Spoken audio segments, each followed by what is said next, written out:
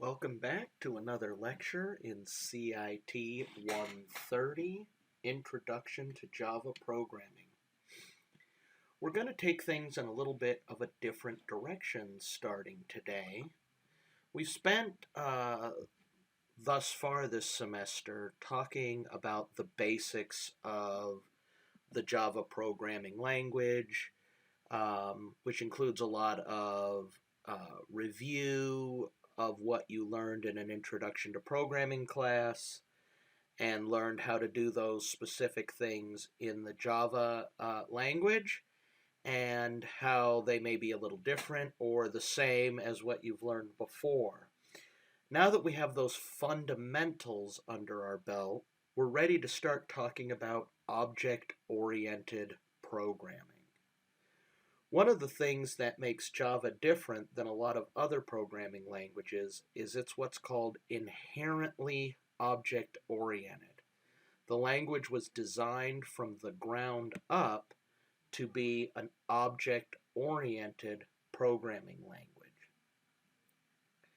So as we begin our journey into object-oriented programming, I want to talk about a few terms. The first term, which is one that will seem, which you'll have seen since the very beginning of the course, is the term class. I want to go ahead and formally define that term now.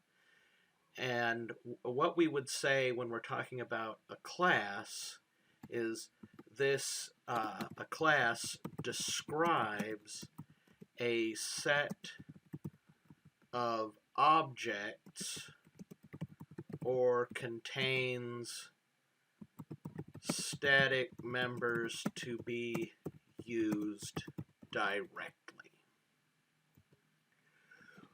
For now, for this lecture and the next lecture, we're really going to focus on the first half of this definition.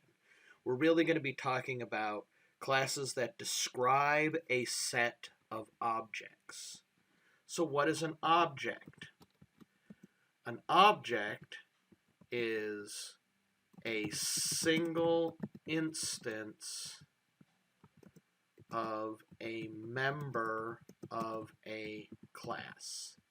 If we think of a class as a set of objects, an object is a single instance of that class, one member of that class.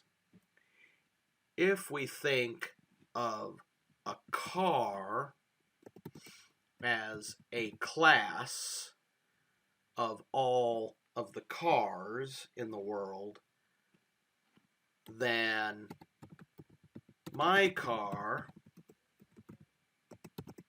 is an object of that class, my specific car. So it would be a single instance of a car or a member of the entire class of cars. We generally programmatically define a class using two specific parts. The first thing that we add to our programs are what we call properties. And properties are variables and constants used to describe any given object of the class. Going back to our car class example I was just talking about, we might have properties like make, model, speed, and direction.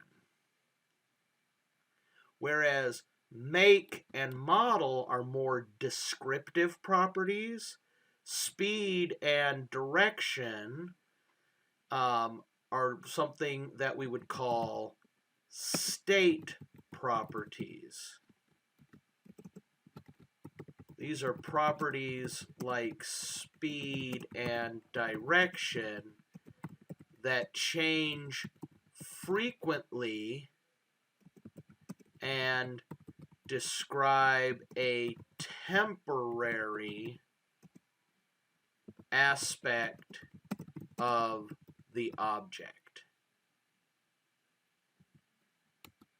So if we were creating a driving game, for example, as a program, we may allow the person playing the game to decide, what make do they want? Do they want a Ferrari or a Porsche or a Fiat?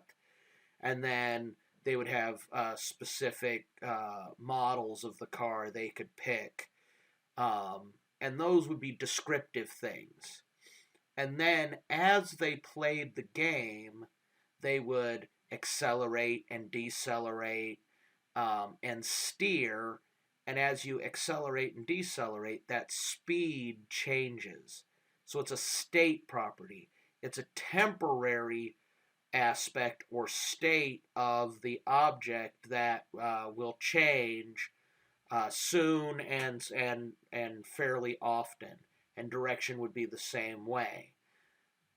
So they have kind of a little bit of a special role inside of a class, and as you work through object-oriented design, both the rest of this semester and if you join us for the advanced Java in the future, you'll really learn a lot more about state properties or state variables as we keep track of aspects of the objects that change over time.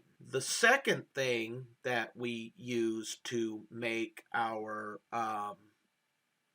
classes are methods. Now, we've already talked a little bit about methods, but when we talk about methods in relation to object-oriented programming, we're talking specifically about blocks of code that act on or with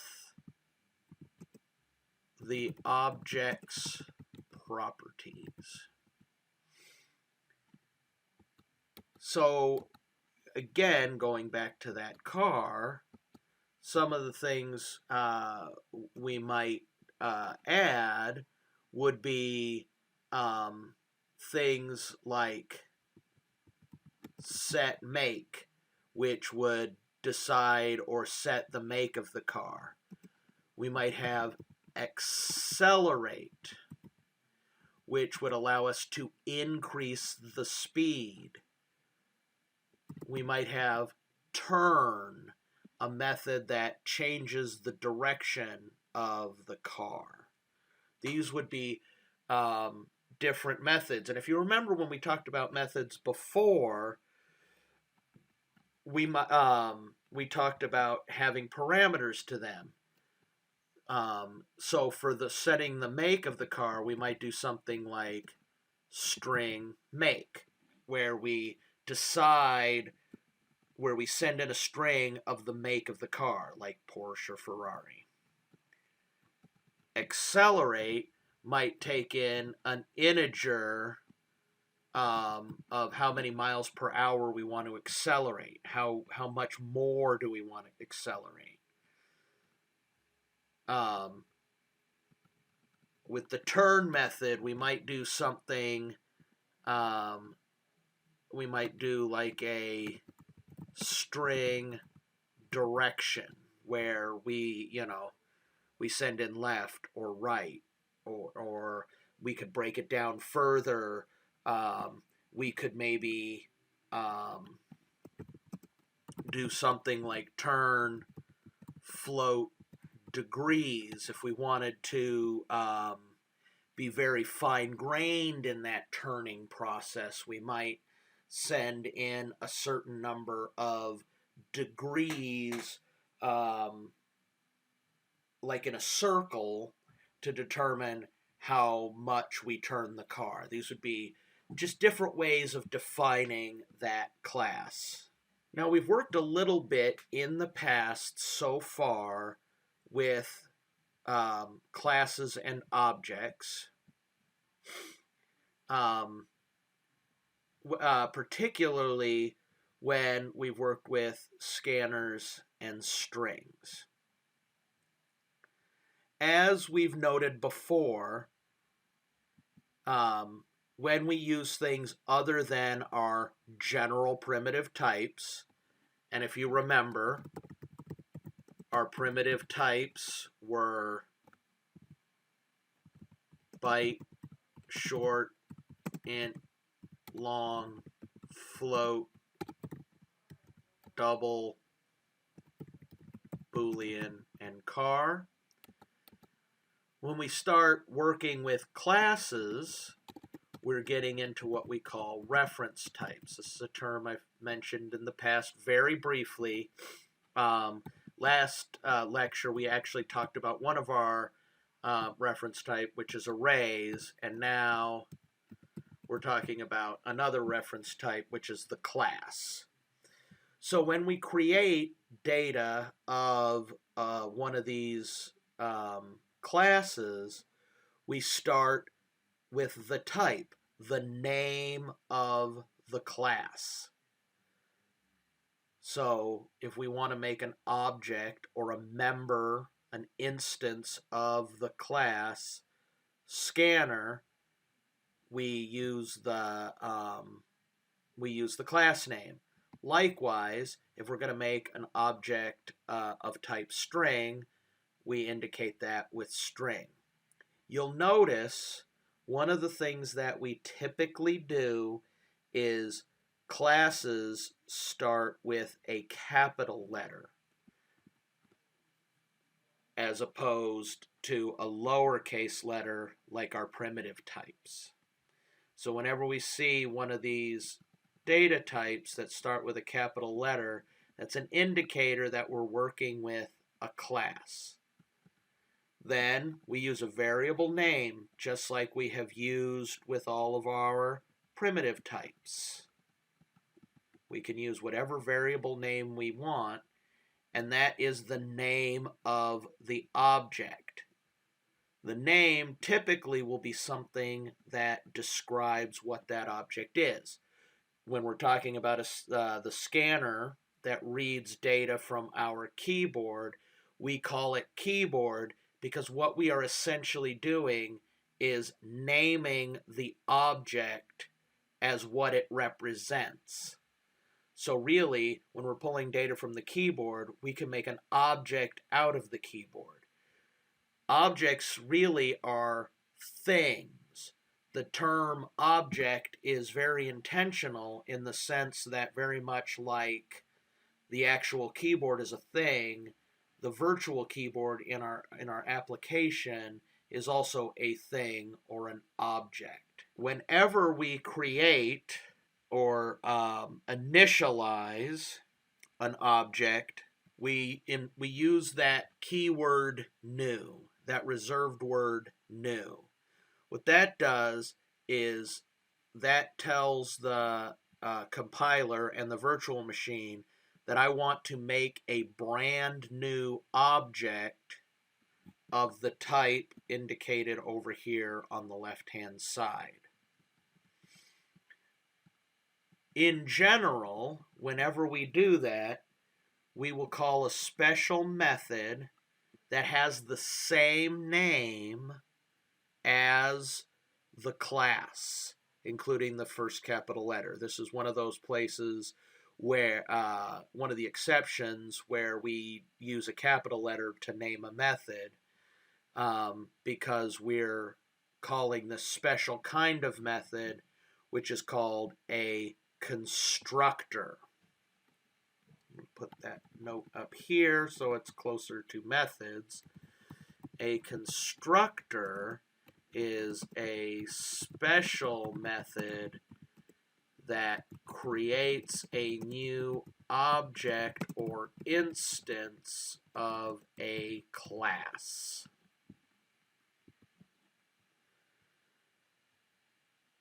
So in this case, we call the constructor scanner because we're making a new scanner object. and then the system.in, which is the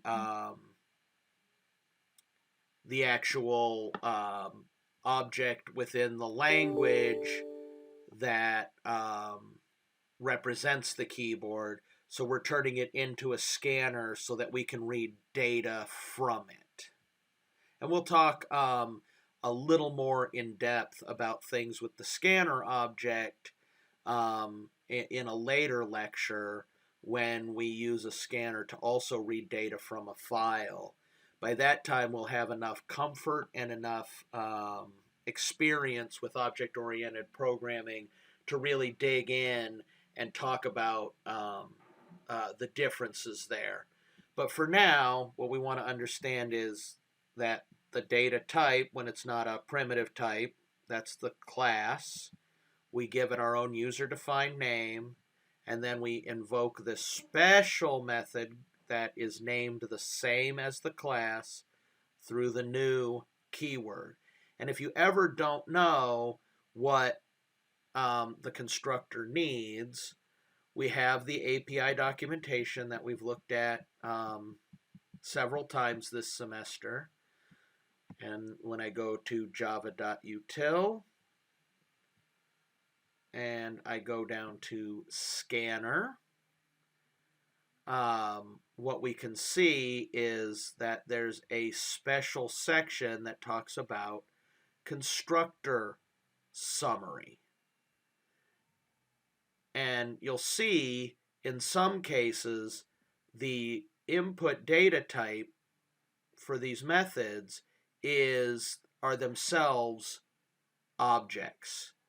In this case, the input stream source, that's what system.in is. It is the input stream for the computer keyboard that is part of the Java language by default. And we pass that to the scanner to allow us to create that input, to read the ability to read that input from the keyboard. And once we have an object of the class, we can call methods on it. We talked about this before. When we have the reference variable or the object name, and we use the dot operator, that allows us to get to the methods inside the object. In this case, the next method, which pulls the next token off the keyboard as a string. I'd like for us to start building an example of a class so that we can wrap our brains a little bit more around this particular idea. So I'm going to start, as we always have, public class, and I'm going to make something very simple. I'm going to make a very simple class called rectangle. And we're going to work with this for several weeks and build up on it to learn new object-oriented concepts each week to help us really understand this concept before the end of the course. So as I said before, we're going to have a section for our properties, and we'll have a section for our methods. Now, one of the things that will be new for us is declaring variables at the class level. If you remember before, we never did anything that was outside of a method. These variables were declared at the top of that method, and there's nothing there. While there's no localized variables here, there's also nothing outside of the text of this method. So everything in a class up till now has just been a method, but now we're going to go and create some what we would call global variables or properties of the class. We're going to add one new thing.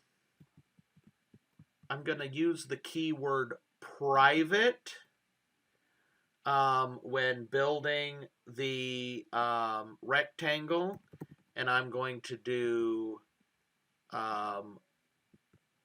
double width and do private double height.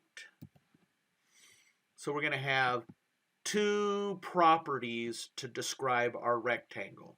From a purely mathematical standpoint, a rectangle is fully described by its width and its height.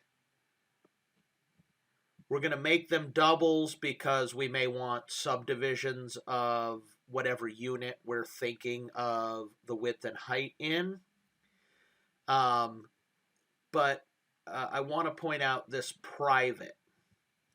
So this keyword public and this keyword private have a special name. They're what are called access modifiers. What they do is decide where the thing that they describe can be used. Up till now, we've only ever used public access modifiers because we want everything to be accessed from wherever we need it. Private makes the variables here, the properties, only accessible from within the object created from this class. When I show the ways that we're going to use this class, when we go to make objects out of it, I will show you in more detail how that actually affects things. One of the things that we'll see when we do that is that when we make our properties private, we are forced to access them through methods. So I create a public method that's called a mutator or a setter that allows us to set the value of the property. Public void set width, and we'll pass in a double called W. That allows us to send the value of that width so that we can set the value of that variable. And we would do that by saying width equals W. Likewise, we would create a setter or mutator method for the height. You'll notice that we made them public. That's so that we can call them outside of the object through the dot operator. And we made them void. When we set the value of the width or the height, we're not expecting anything back. We're just sending in a value to change the height or the width of the rectangle itself. So what we'll do here is here we'll pass in double H. And that will set height equal to H. Now, with object-oriented languages in general, this isn't like a database, so we don't have like read-only or read-write permissions. When we talk about these access modifiers, if something is private, we cannot change its value directly. We have to use a method to do so. But in order to see the value, we also need a method, because if it's private for writing, it's also private for reading. So we create what we call an accessor or getter method that will return the data type of the variable and get with the variable name. That won't take in any input because we're simply looking to see what the value of the variable or the property is. And all we have to do is return that variable to see its value. We do the same thing with get height. It has one line, return height. Now this is the simplest version. We're going to expand on it here in a couple of minutes. But I just want to work with it briefly, because there's a few concepts that we need to become aware of. So let's go out to our command prompt. We'll go into this semester and our example subdirectory, and we will compile our rectangle.java.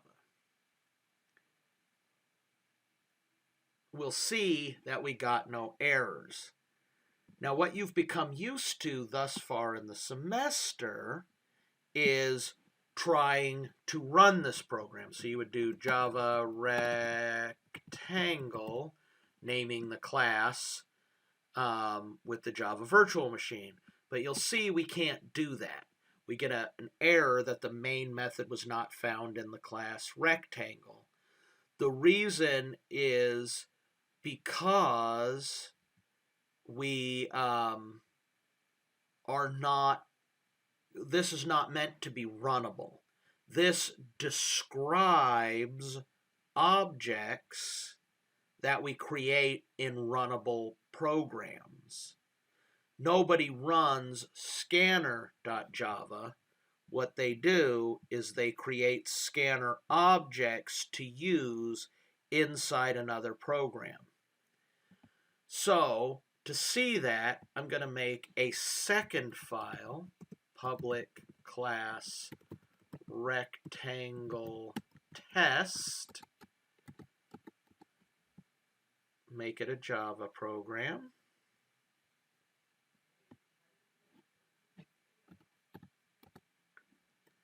And what we'll do in here is where we'll have our main, public static void main string array args.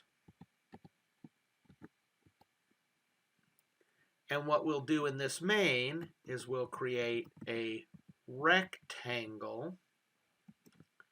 We'll call it R1 equals new rectangle.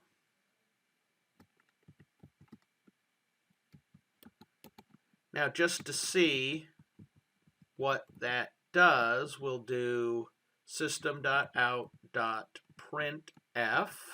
Remember our printf method. And we'll do the rectangle has a width of percent dot, we'll do 3f, and a height of percent dot 0.3f, or 3 places past the decimal point in case we want to get really fine grain there, percent n, and then afterwards we'll do we'll have to get the value of the width and the height from the object R1. So this is where this idea of private and accessor methods comes in. If I tried to directly access the property by saying R1 dot width and directly access the height by doing R1 dot height,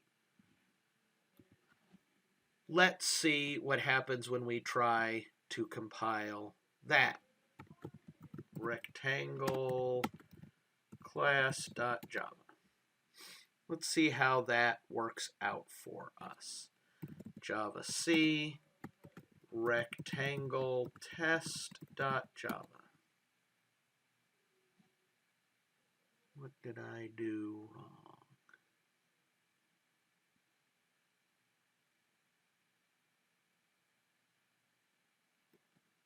Let's see, it should be there. Oh, did I save it wrong? I did. I accidentally saved it as rectangle class. And what I meant to do was rectangle test. Remember, it has to have the same name as the class in which it's held. Otherwise, it wouldn't work. So let's do Java C rectangle test.java. And we get an error. We see that width and height both have private access in rectangle. What that means is that from outside of the object, R1, when I'm in the main of rectangle test, I'm not inside of R1, I cannot access that private property. In order to get the value from that, I have to use the public method getWidth and the public method getHeight in order to access the values. The way that those are written, we return the value of width and we return the value of height when we call the methods getWidth and getHeight. Since they're public, I can access them from this main through the dot operator of the object. R1 is an object of type rectangle. Rectangle is the class described by this code and used to describe any rectangle. We could make an infinite number of different rectangles that all are defined by this code set, and and then we can create each of those objects using the constructor, and then we can check the width and the height of that object through the accessor or getter methods.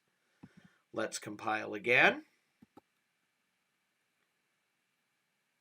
Now it works. And now, since this is a program that has a main, we can run it using Java rectangle test. And we see that the rectangle has a width of 0.000 and a height of 0.000. As it was with arrays, when we don't supply a value for a numeric property, that numeric property or numeric index in the case of arrays gets set to 0. So when we call the constructor, it set the width and height to 0. But we can change that. We can go to the object and call the set width method and send it something like 4.5. And we could do R1 dot set height 3.33. And then if we repeat this printf statement down here, we will see that the height and width properties change when we call the set. And we see that here when we call the set height method. Whatever value is passed in, which must be a double, we set that to the value of the height property. Likewise, when we call the set width, whatever number we pass in here will get set as the width property of the object. So if we compile this again,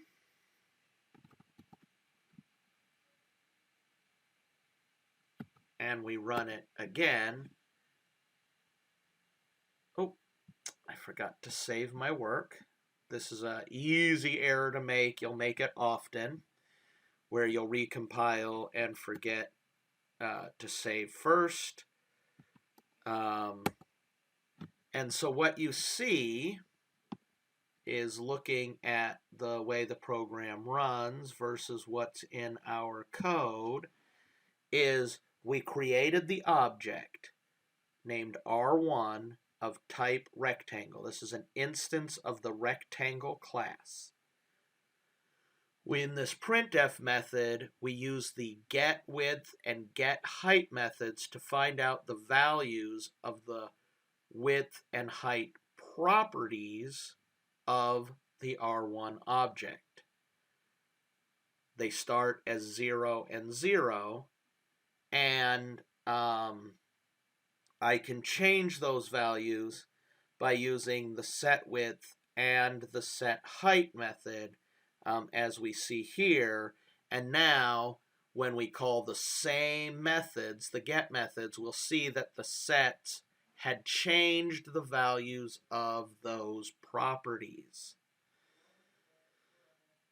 Now, one of the questions that may be rising up with you right now is, why did we do it this way? If we made these properties public, then all I would have to do is R1.width equals 4.5, R1.height equals 3.33, and when I wanted to look at it, I could just say R1.width to see the value of the width and R1.height to see the value of the height. And that is true. If we made these public, that would be possible. So why do we make them private? Well, one of the things that's very common when we create objects is these properties may not make sense with all possible values of their property types. For example, if I made the height negative 3.33, that is a valid double, and we'll see that when I compile it and I run it, it allows me to set that height to negative 3.33, but our own experience in mathematics tells us that a rectangle with a negative width or a negative height doesn't make any sense.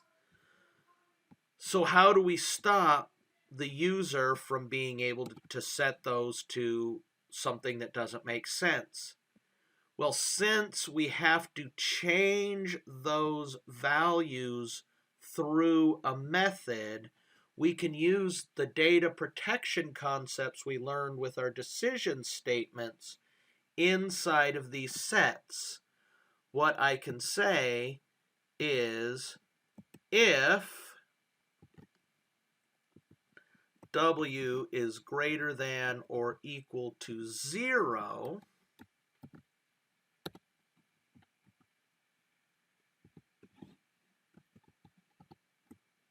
we set the width equal to W.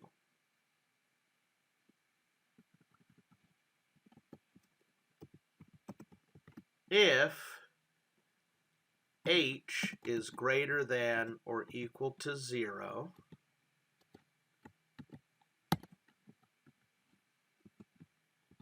we likewise set the height equal to H. And we want to do that inside of our class definition, because when we design this rectangle, we want everything that helps it be a rectangle to be inside the code for the class. Now, when we get a chance to do something called exception handling in just a few weeks, we will, this will make even more sense. But for now, we're just note that it's important to protect what we call the integrity of the properties. If negative numbers don't make sense for width and height, we can protect that with data protection inside of our set methods. So now, if I try to make this one negative, let's make sure they're both saved. They are. I need to recompile the rectangle because I made changes to it with the data protection. But we don't run that. And I save the rectangle test, or I compile the rectangle test.java. And that allows me to compile, because you may be thinking, well, you said you were protecting it from the negative, but all that is done by the compiler at this point is set height takes in a double. As long as I'm putting in something that's valid for that data type, it will compile. But let's see what happens now when we run it. Java rectangle test. What we'll see is that the height remained 0 because we protected that height from being a negative number here. For user friendliness in our program, what we would want to do is create some kind of message out and also allow the user to try again. We saw this when we did data protection inside the movie tickets, but let's go ahead and quickly add it here. It's a nice review on the data protection, and it helps reinforce the object-oriented concepts we're talking about here. We're going to import java.util.scanner as we have done in the past. And we're going to create an object of type scanner that we call keyboard. And we're going to call the constructor. Remember, in both cases, rectangle and scanner, the constructor has to match the name of the class. And I'm going to pass it system.in. A quick aside, you notice we didn't pass anything to the constructor for rectangle. In the next lecture, we're going to learn about writing our own constructors. For now, for this and the next homework, just work with what we call the default constructor, which has the same name as the class and takes no inputs. So just like we created an object called R1 of type rectangle, we're now creating the object named keyboard of type scanner. We're going to go ahead and leave that printf in. And now what we're going to do is we're going to do system.out.print. Please enter in the width of the rectangle.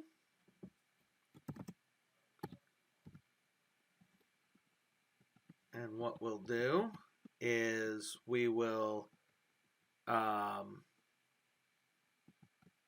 set that width to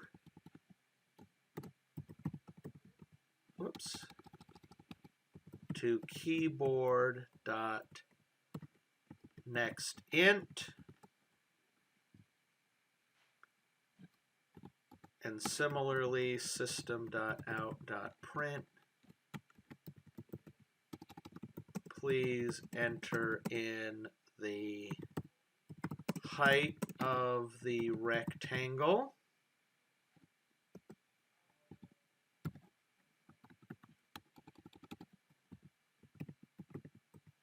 And we'll do keyboard not dot next int here as well.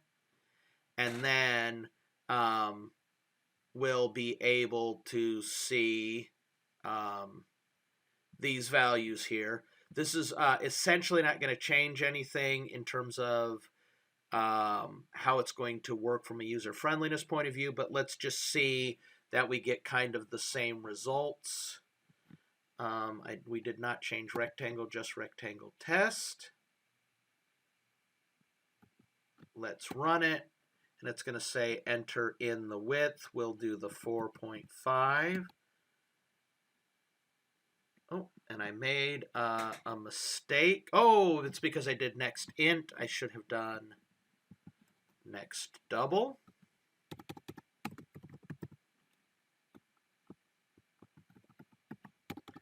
This is going to get those kinds of errors we're going to be able to handle once we learn about exception handling in a few weeks, which I just mentioned a few minutes ago.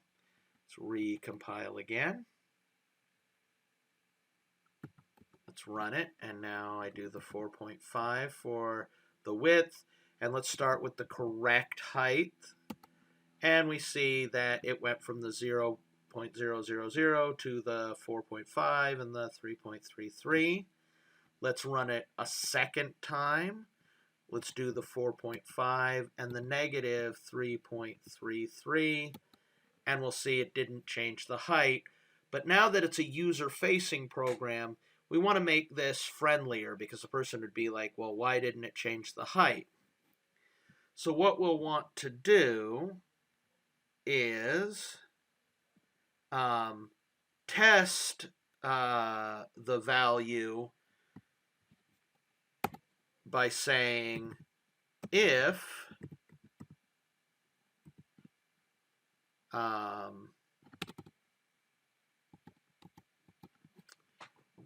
let's pull this out and put it into a variable so that we can test it as well as use it. And we'll make it, it'll be width equals keyboard dot next double. We'll make a width and a height up here. A note on scope. We've talked so far this semester about the scope starting where it is defined and ending at the end of the block, which is the main method. When we start having class descriptions and runnable programs, the width and height here are local to this test program. The width and the height inside each object of the type rectangle are only in the scope of that object. So R1 has a width and a height that only will match these when we set R1's width or height to this variable. So I'm going to go ahead and grab it and put it in a variable and then send that variable there. What I was doing before was just taking it off the keyboard and sending it. But now I've gone ahead and created a variable that's going to hold that value that I send there.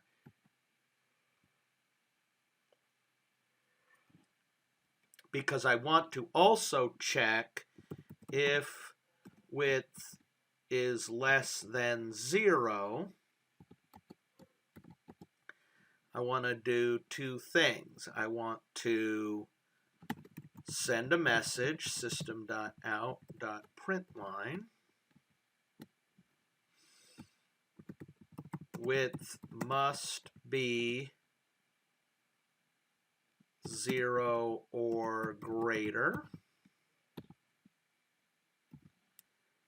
And we're going to have some Boolean variable so we can do a non-deterministic loop. So we'll just say good data equals true. Up here, let's create a Boolean variable called good data that will initialize to false.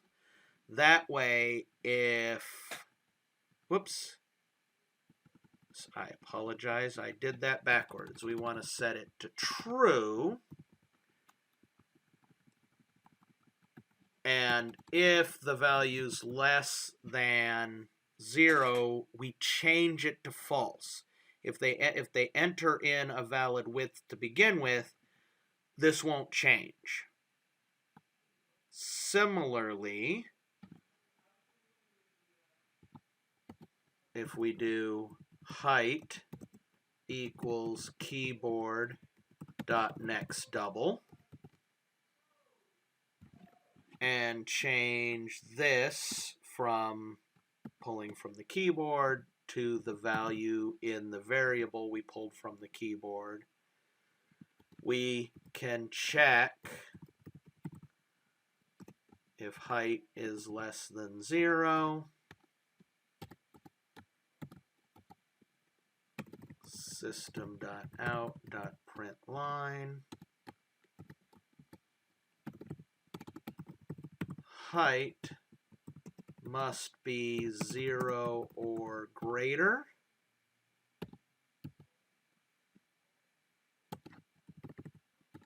Good data is false. If they enter them both in improperly, it'll just be setting it twice. So what we'll do here is we'll create a precondition non-deterministic loop, our do while, whoops, and we'll do that while not good data. So as long as good data is false, the condition for the loop will be true because of the not operator, and we'll have to try again. So let's take a look at how that appears. Java C rectangle test.java. Oh, I made a mistake.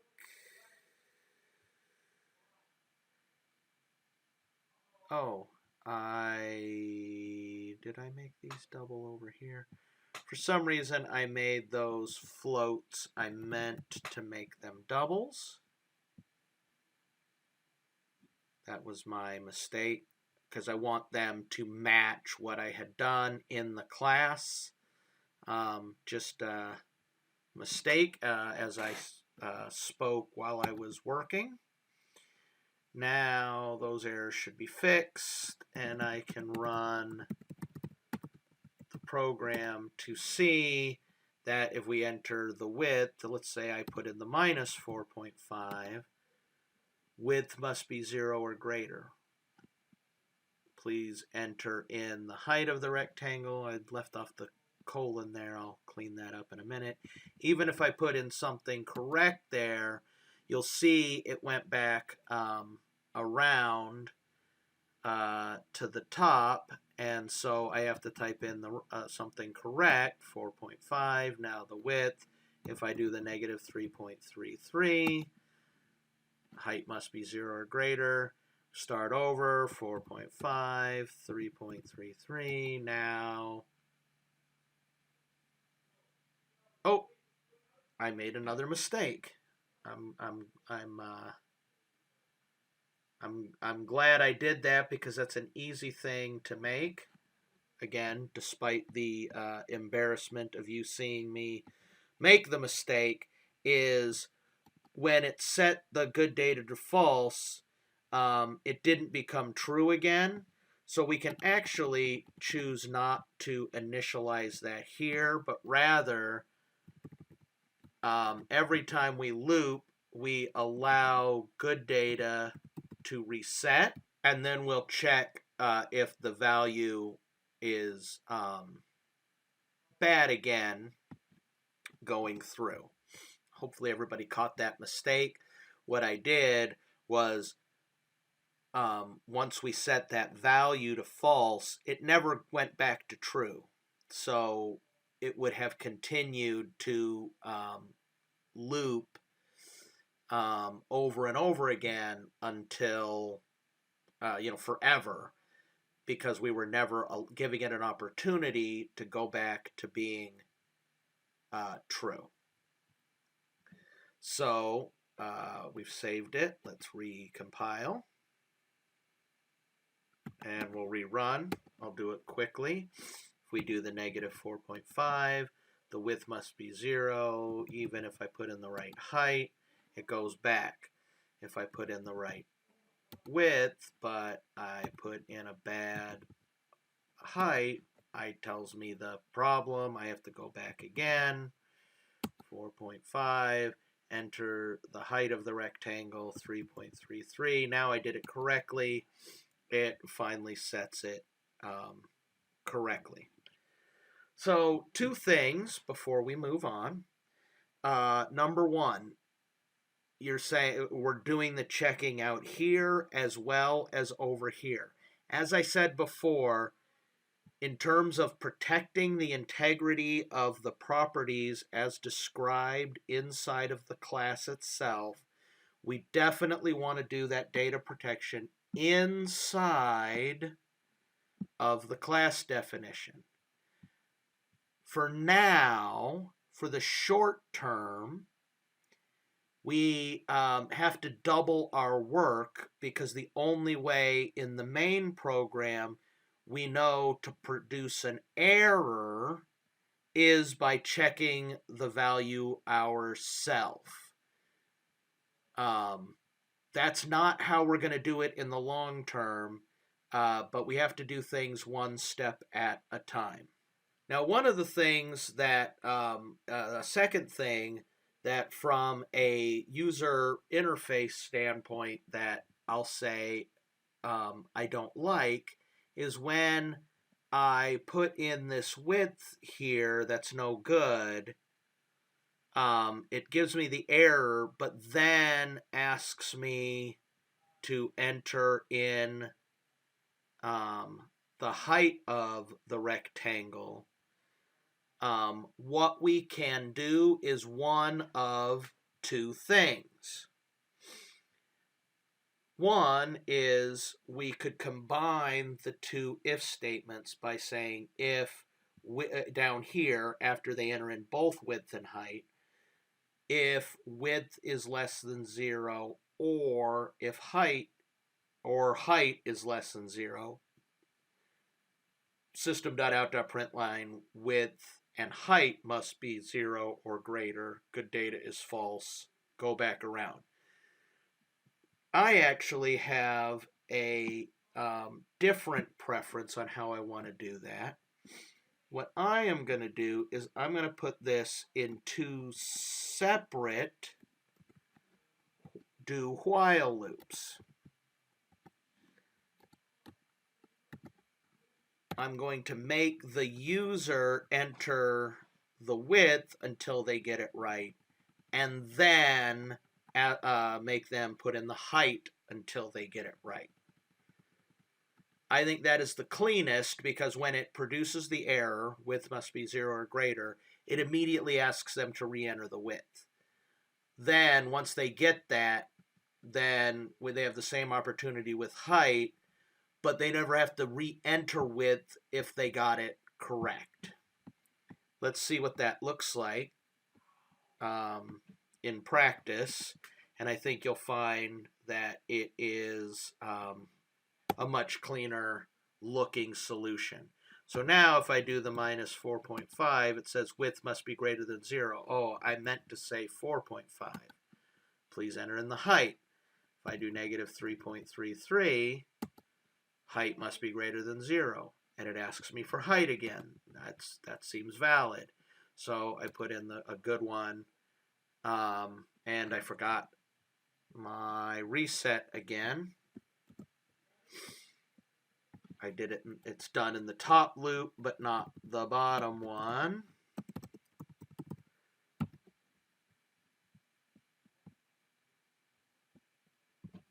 Let's do it again. Again, the value I find as a teacher of programming is that when you see simple mistakes like this, and then you see me correct them, it helps reinforce or demonstrate the kinds of things that happen frequently when doing your own coding. And so you'll remember when you see a similar problem, you'll be, oh, I remember that from the lecture, and I correct it in this particular way. So again, going quickly, 4.5, re-enter the width. Oh, it's 4.5. The height, negative 3.33. That's not good, so we put in a correct one. Now everything's good, and you'll see if I don't enter things in incorrectly, they work just fine. And obviously we can enter in any values, even though I have been using the 4.5 and the 3.33. It doesn't have to be. I can use other, obviously other numbers, as long as they're valid numbers. So there's one last important concept that I want to show in this introductory lesson. Going back to our notes, I'm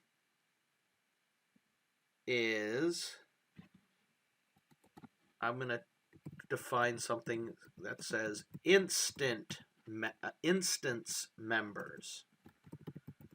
Properties and methods defined in a class are copied into each object/instance of that class and are independent of all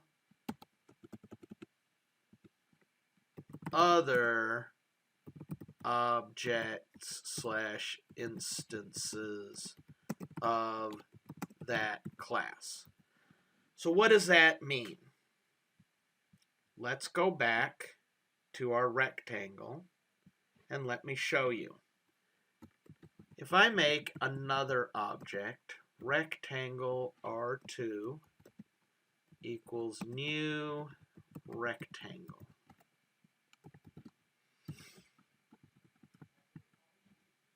And let's copy that printf statement, but let's look at the values for R2. Now, since I called the constructor on both of them and haven't done any set methods, to begin with, we'll see that the first rectangle and the second rectangle have the same width and height.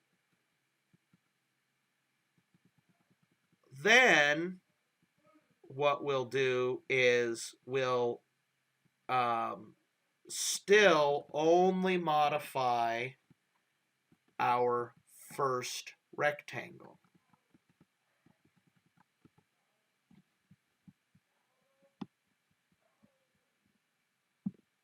Copy that and put them down here. And let's see what that looks like.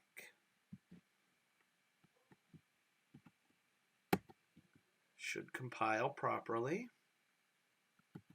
And when I run it, we see the first rectangle has a width of 0 and a height of 0. The second rectangle has a width of 0 and a height of 0. When we enter in the width of the first triangle, we'll go back to our 4.5 and our 3.33. What we see is the first rectangle has a width of 4.5 and a height of 3.33. Because we called set width and set height on R1, not on R2. So what's happening is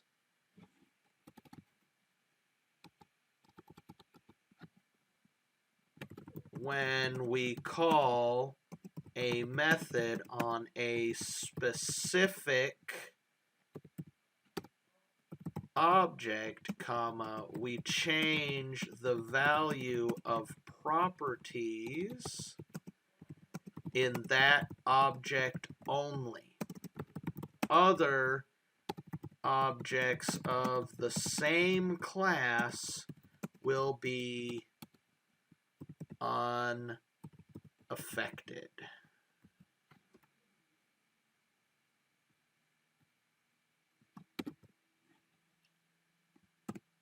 Oops.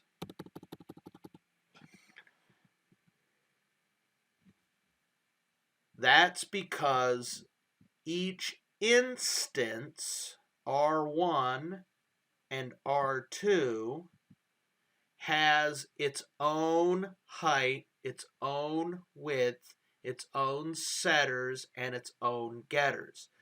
When we call set width on R1, we are not affecting R2.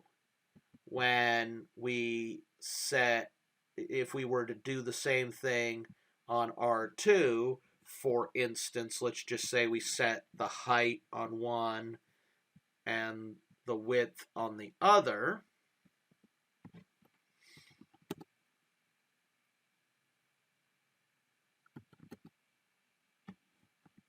(4.5, 3.33), we see the width was changed only in R1 because that's where we called it from. The height was only changed in R2 because that's the one we called. The method, it belongs to the object or the instance. It's a member or piece of, like your arm or your eye are members of your body and no one else's. The set height, set width, the width, and the height are all of that member. And going back, going back to the idea of the car class, this makes sense, right? If we imagine what would happen if I called the accelerate method on my car, comma, and all other cars also sped up,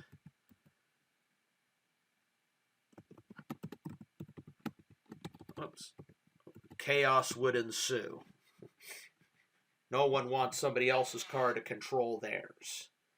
the accelerate in my car does not affect the accelerate in your car or your Uber driver's car.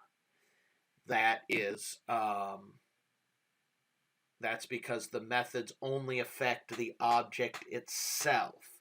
This is an important concept because we quite frequently need to have multiple objects of the same class. Again, if we go back to this idea of the car and we think of it in terms of, say, a racing video game, each player is going to accelerate their own car or decelerate their own car if, say, the turn's too tight to go with the speed they're going. And that should only affect their object, not any of the other players' objects. They'll be controlling theirs in their own way so that they can achieve the best possible outcome and try to win the game. So it's a really important concept. Now, there's a new homework that goes with what we talked about today that allows you the opportunity to create your own class, 2 of your own classes, 1 for each problem, such as the rectangle, and then create test programs that go with them, the first of which will allow you to look at this idea of changing one and changing another doesn't affect each other. You'll get a chance to practice that. In the second one, you're going to get a chance to stretch a little bit. I'm hoping now that you've gotten halfway through this course, you're at a point now where you can start using some critical thinking along with your programming to do something a little different than a standard set method. So read the second problem carefully, and if you have any questions or problems with that, or don't understand what I'm asking of you, don't hesitate to reach out. The last thing that is going to help you with the homework and is the last concept we're going to talk about for today is what we would call a calculation method. So we've done the sets and we've done the gets. But imagine we wanted to see the area of the rectangle. What I can do is I can do public double area, and I can return width times height, because we do the area of a rectangle as width and height. Now, one of the reasons I want to talk about this concept is when we initially mentioned our properties, they describe the object. But here, area could be thought of as something that describes the object. But there's a difference here. If we go back and look at the definition of the method, they act on or with the properties. Area works on or with the properties. So you may be thinking of a conundrum here. Well, is it a property or is it a method? The general rule of thumb we want to work with is if something describes the object but changes as other properties change, then what we'll want to do is make it a method. If the width or height changes, the area changes. Therefore, we want to make it a method. We could do the same thing for public double perimeter, where we could do return width times 2 plus height times 2. Now we know that order of precedence, I don't need these parentheses, but as I've mentioned in previous lectures, I like them. They make me feel comfortable. 2 times the width plus 2 times the height, or the 4 sides of the rectangle added up.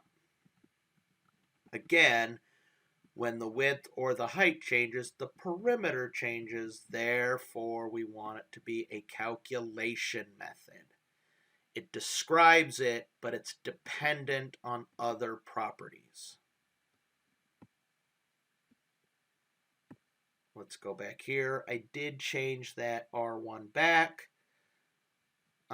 So we'll only talk about the first one. The first rectangle has a width of and a height of and an area of percent 0.3f and a perimeter of percent 0.3 f. And we might find sometimes this is getting a little long and a little hard to read. So remember, by default, our print f does not do the does not add in the carriage return. So I can just add a second print f where I do, where I add the rest of the sentence and do R1 dot area and R1 dot perimeter. I can call those methods through the dot operator into the object that is defined this way. The methods are public, so I can access through them through the dot operator, and it will return the proper area. And this will all look like one sentence because the printfs don't have the carriage return by naturally. I put it in on the second one and not the first one. Let's compile that. Oh, I made a mistake. So I have apparently misspelled perimeter. I did, and my guess actually is that it is PER. Something didn't look right to me before. Save that. We'll go over here. Yeah, I think I misspelled it in the class.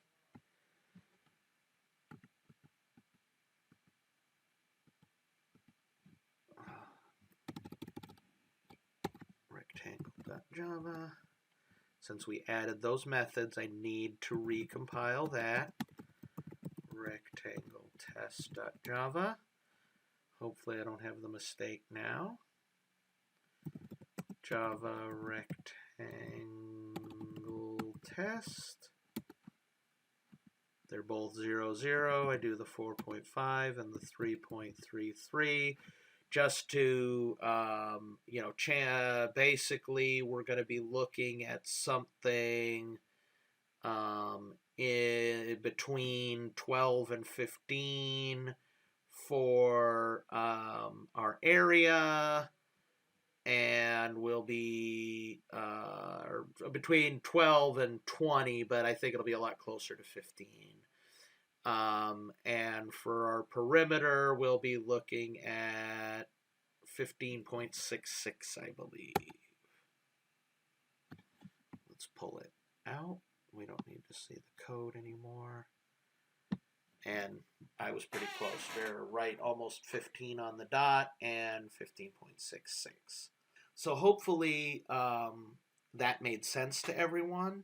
You're able to follow this very basic idea. You can use the next homework assignment as a chance to practice on this. Next week, we'll expand on this by writing our own constructor, and we'll also write some other common methods that are associated with good object-oriented programming. And then the week after that, we'll get into even another idea and learn finally exactly what that whole static thing is. And then we'll be going into exceptions. So we'll be spending a few weeks on this rectangle example because it's going to allow us to dig in. It's going to allow us to use a very simple kind of object to get the concepts down. As always, if you have any questions, if you run into any issues, please reach out to me, and have a great week.